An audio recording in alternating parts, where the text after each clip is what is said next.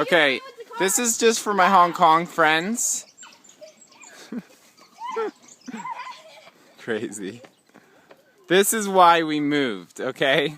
We came all this way. I haven't eaten in like 2 days because we're like, just don't know what we're doing. There's the car I bought on the first day we were here. And we're surviving. But this is the tree that I have fantasized about. Going up and just like building whatever we want. Like a little... Do you hear the birds?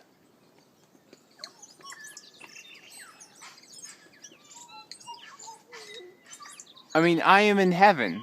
I am an absolute utopian paradise.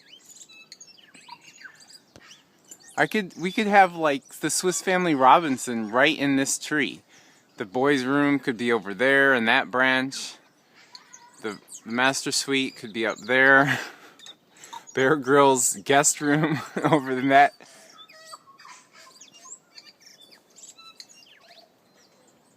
So, anyway, this is real life.